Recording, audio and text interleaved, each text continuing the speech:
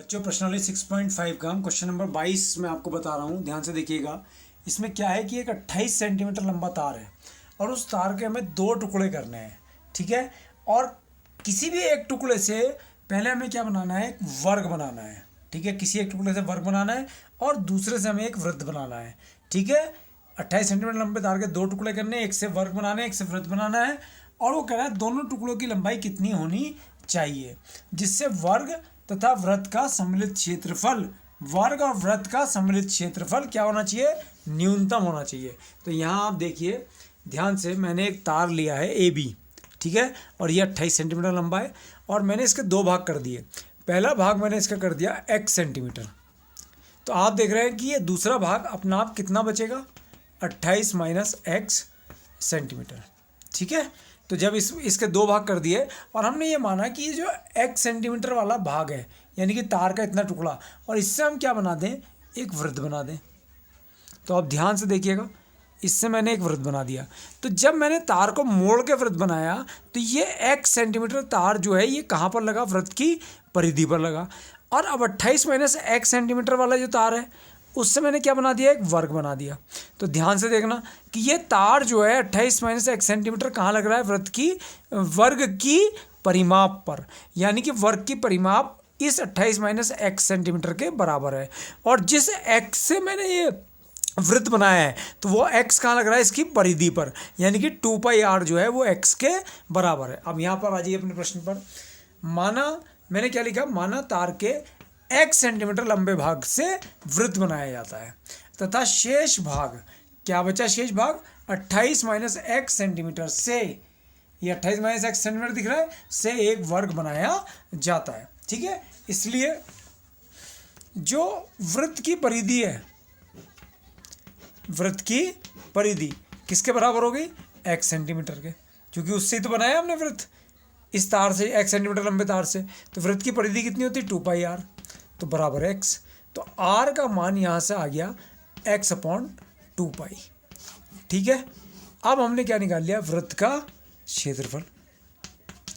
तो वृत्त का क्षेत्रफल आप सभी जानते हैं कितना होता है, πr²। तो पाई इंटू r की वैल्यू x/2π है, तो x²/4π², एक पाई से पाई कैंसिल हो गया, तो x²/4π सेंटीमीटर स्क्वायर।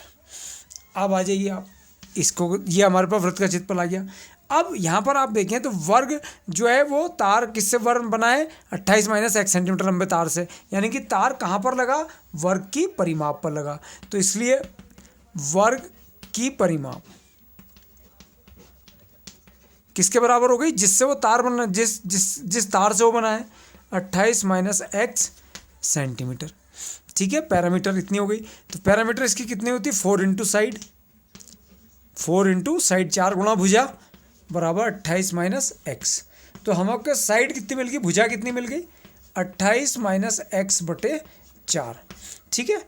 अब वर्ग का क्षेत्रफल देखिए, वर्ग का क्षेत्रफल, तो आपको पता है वर्ग का क्षेत्रफल कितना होता है, भुजा स्क्वायर, भुजा स्क्वायर का मतलब साइड का स्क्वायर। तो ये आ गया 28 माइनस x का होल स्क्वायर, और नीचे 4 का स्क्वायर कितना हो गया, 16, और सेंटीमीटर स्क्वायर। अब हम क्या करेंगे, इन दोनों का सम्मिलित क्षेत्रफल ले लेंगे, वृत्त तथा वर्ग का सम्मिलित, सम्मिलित का मतलब एक साथ, सम्मिलित क्षेत्रफल, इसको मैंने मान लिया कैपिटल ए। तो वृत्त का कितना था, x²/4π प्लस, और वर्ग का कितना है, 28 माइनस x का whole square upon 16, differentiate with respect to x। तो dA/dx ये हो गया 2x/4π, x² का अवकलन 2x, और 28 माइनस x का होल स्क्वायर का अवकलन 2 इंटू 28 माइनस x अपॉन 16, तो ऐसी का ऐसी हो गया। 28 माइनस x का दोबारा अवकलन 0 माइनस 1।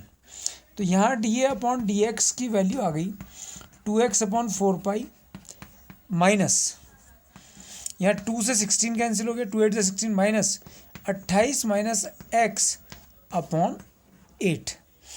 इतनी बात क्लियर हो गई। अब आप क्या करिए, इसे फिर से अगेन डिफ्रेंशिएट कर दिए, again differentiate with respect to x।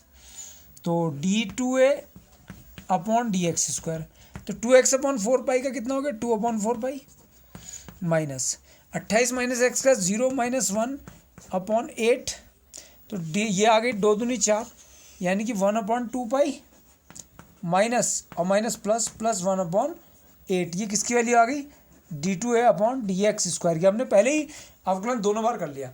अब हम साइड में आ जाए। अब हमें क्या होता है फॉर मैक्सिमा एंड मिनिमा, तो फॉर मैक्सिमा एंड मिनिमा लिखो, for maxima and minima. Minima के लिए क्या होता है कि d a upon d x is equal to 0, तो यहाँ पर हमारे पास आया था d a upon d x value 2x upon 4 minus 28 minus x upon 8 is equal to 0, तो ये 2 दूनी 4 हो गया। x upon 2 is equal to 28 minus x upon 8, 28 minus x upon 8, तो ये आ गया 8x। यहाँ से अगर देखें 2 4 से 8 हो गया, तो 4x हुआ ये बराबर 28 माइनस का x।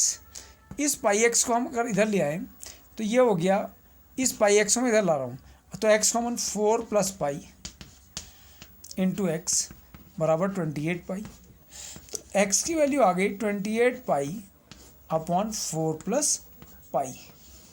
तो जो पहला भाग जिससे हमने वृत्त बनाया था उसकी लंबाई आ गई 28 अपॉन 4 प्लस पाई। अब इसको हम कहाँ रख देंगे d2 upon d x square में, तो बिकॉज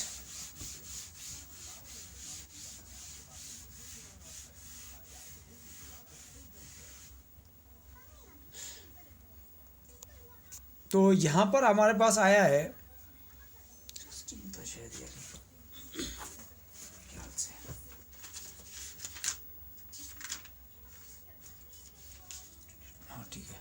अब हमारे पास यह है because d2a upon d x square की वैल्यू, तो d2a upon d x square की वैल्यू जो आई थी वो 1 अपॉन 2 प्लस, अगर आपने देखा था तो 1 अपॉन 8 आई थी, तो d2a upon d x square at the point 20x is equal to 28 upon 4 plus pi, तो 1 अपॉन 2 प्लस 1 अपॉन 8 मैं कहीं रख ही नहीं पाऊंगा x की वैल्यू, क्योंकि 1 अपॉन 2 प्लस 1 अपॉन 8 है, तो यह वैल्यू क्या हो गई पॉजिटिव हो गई। तो क्या लिख देंगे, अतः x is equal to 28 upon 4 plus pi पर वृत्त तथा वर्ग का सम्मिलित क्षेत्रफल पॉजिटिव होने की वजह से क्या हो गया न्यूनतम है, निम्नलिखित है। अब तार के दोनों भागों की लंबाई निकालनी है, तो तार के पहले भाग की लंबाई बराबर x, तो कितनी आई है 28 अपॉन 4 प्लस पाई सेंटीमीटर।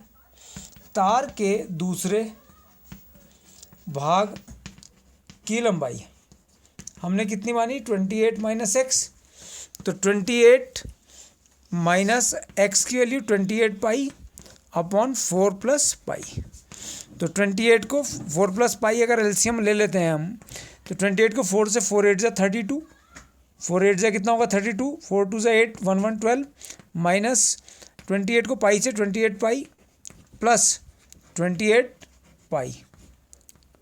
ये समझ में आई, 28 से 28 कैंसिल हो गया, तो 1 अपॉन 12 अपॉन 4 प्लस पाई सेंटीमीटर। ये तार का वो दूसरा भाग आया जिससे आपने किसको बनाया था वर्ग को बनाया था, और तार का पहला भाग जो था x 28 अपॉन 4 प्लस पाई सेंटीमीटर जिससे आपने वृत्त को बनाया था।